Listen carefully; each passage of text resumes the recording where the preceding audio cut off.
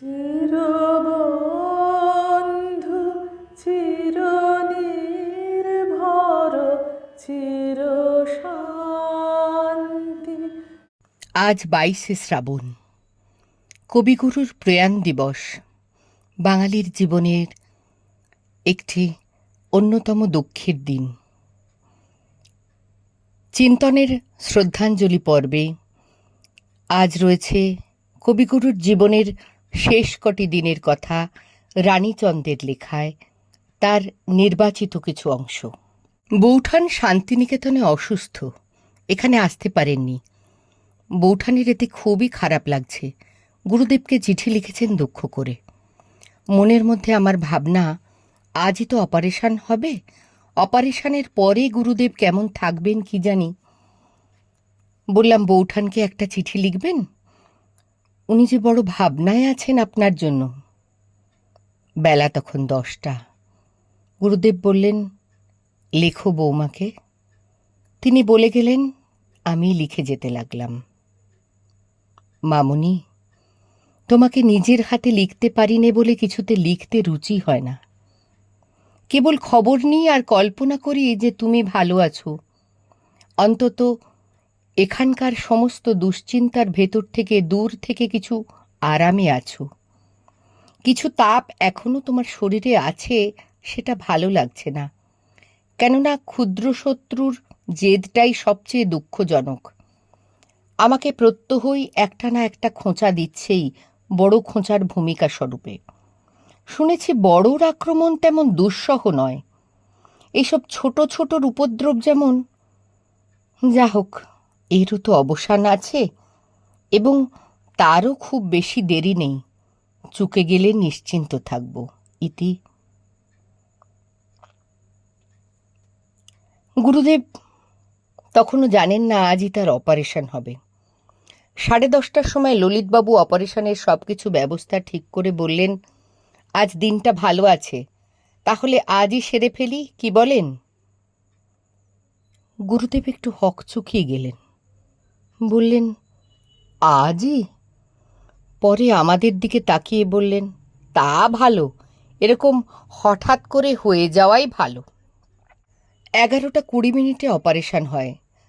সেলাই, ব্যান্ডেজ ইত্যাদি শেষ করতে আধ ঘন্টাটাক সময় লাগে। সব বেশ ভালোভাবেই হলো। গুরুদেবকে ঘরে আনা হলো। আমাদের মুখ দেখে বোধহয় তাঁর মায়া হলো। ভারী হাওয়াটা উড়িয়ে দেওয়ার জন্য হেসে বললেন, কি ভাবছ, খুব মজা না? আজ 31শে। সকালে গুরুদেব একটা দুটো কথাই বললেন মাত্র। ব্যথা করছে, জ্বালা করছে। 1 আগস্ট। আজ সকাল থেকেই গুরুদেব কোনো কথাই বলছেন না, অসাড় হয়ে আছেন। কেবল যন্ত্রণাসূচক শব্দ করছেন থেকে থেকে। অল্প অল্প জল, ফলের রস খাওয়ানো হচ্ছে গুরুদেবকে। 2 আগস্ট। কাল রাতটা নানান রকম ভয় ভাবনাতে কাটল। গুরুদেব কেমন যেন আচ্ছন্ন হয়েছিলেন সারা রাত।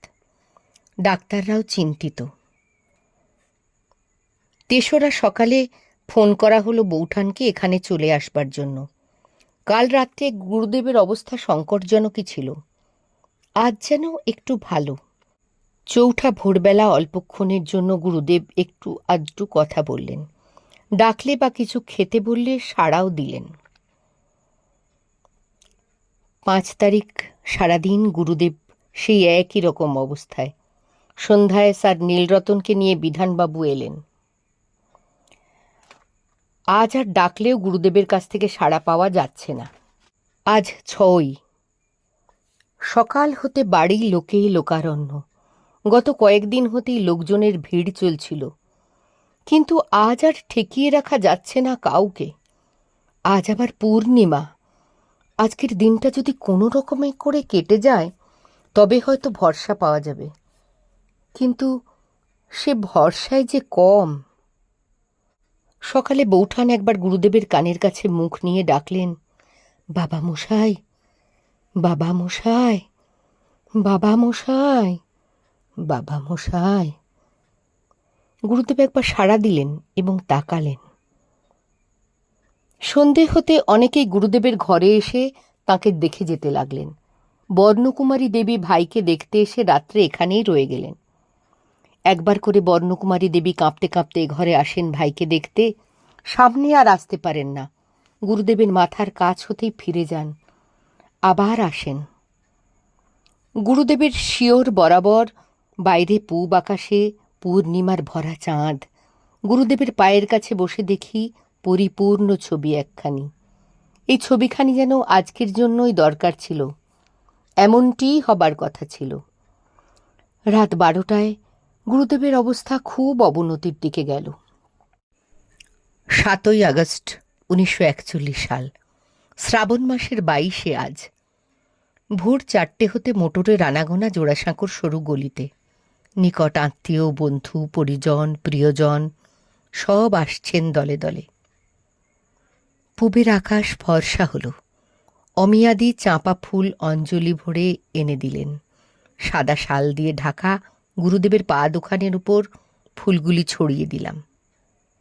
বেলা 7টায় রামানন্দবাবু গুরুদেবের খাটের পাশে দাঁড়িয়ে উপাসনা করলেন। শাস্ত্রীমশাই পায়ের কাছে বসে মন্ত্র পড়লেন। ওং পীতানহসি পীতানবধি নমস্তে হস্তু মা মা হিংসি বিশ্বানি দেব সবিতর দুরিতানি পরাশুভ यद्भद्रं तन्न आसुभ नमः शंभवाय च मयो भवाय च नमः शंकराय च मयस्कराय च नमः शिवाय च शिवतराय च। এই মন্ত্র গুরুদেবের মুখে কতবার শুনেছি। বাইরের বারান্দায় ধীরে ধীরে মৃদু কণ্ঠে কে যেন গাইছেন গান। কে যায় অমৃতধাম যাত্রী। চেষ্টা করেও নিজেকে সামলে রাখা যাচ্ছে না। বেলা 9টায় অক্সিজেন দেয়া শুরু হলো। নিঃশ্বাস সেই একইভাবে পড়ছে, ক্ষীণ শব্দ নিঃশ্বাসে। সেই ক্ষীণ শ্বাস ক্ষীণতর হয়ে এলো। গুরুদেবের 2 পায়ের তলায় 2 হাত রেখে বসে আছি। পায়ের উষ্ণতা কমে আসতে লাগলো। ভরা থাক ভরা থাক স্মৃতি সুধায় বিদায়ের পাত্রখানি। বেলা দ্বীপ্রহরে 12:10 গুরুদেবের শেষ নিঃশ্বাস পড়ল। বাইরে জনতার দারুণ কোলাহল। তারা শেষবারের মতো একবার দেখবে গুরুদেবকে। গুরুদেবকে সাদা বেনারসি জোড় পরিয়ে সাজানো হলো। কোঁচানো ধুতি, গরুদের পাঞ্জাবি, পাট করা চাদর গলার নিচ থেকে পা পর্যন্ত ঝোলানো, কপালে চন্দন, গলায় গোড়ে মালা, দুপাশে রাশি রাশি শ্বেতকমল রজনীগন্ধা। বুকের উপরে রাখা হাতের মাঝে একটি পদ্ম কোরক ধরিয়ে দিলাম। দেখে মনে হতে লাগলো যেন রাজবেশে রাজা ঘুমোচ্ছেন রাজশয্যার ওপরে। ক্ষণকালের জন্য যেন সব ভুলে তন্ময় হয়ে রইলাম। একে একে এসে প্রণাম করে যেতে লাগলো নারী পুরুষে। ব্রহ্মসঙ্গীত হতে লাগলো একদিকে শান্ত কণ্ঠে। ভিতরে উঠোনে নন্দদা সকাল থেকে তার নিজের কাজ করে যাচ্ছিলেন। নকশা এঁকে মিস্ত্রি দিয়ে কাঠের পালঙ্ক তৈরি করালেন। গুরুদেব যে রাজার রাজা, শেষ যাওয়াও তিনি সেভাবেই তো যাবেন। 3টে বাজতে হঠাৎ একসময় গুরুদেবকে সবাই মিলে নিচে নিয়ে গেল। দোতলার পাথরের ঘরের পশ্চিম বারান্দা হতে দেখলাম জনসমুদ্রের উপর দিয়ে যেন একখানি ফুলের নৌকা নিমেষে দৃষ্টির বাইরে ভেসে চলে গেল। যে পথে যেতে হবে সে পথে তুমি একা, নয়নে আধার রবে, ধ্যানের আলোক রেখা যে পথে যেতে হবে সে পথে তুমি একা নয়নে আধার রবে ধ্যানে আলোক রেখা সারাদিন সঙ্গপানে সুধারস ঢালবে মনে সারাদিন সঙ্গপানে সুধারস ঢালবে মনে পরাণের পদ্ম বনে বিরহে বিনা বাণী পরাণের পদ্ম বনে বিরহের বিনা বাণী ভরা থাক ভরা থাক স্মৃতি সুধার বিদায়ের পাত্রখানি ভরা থাক ভরা থাক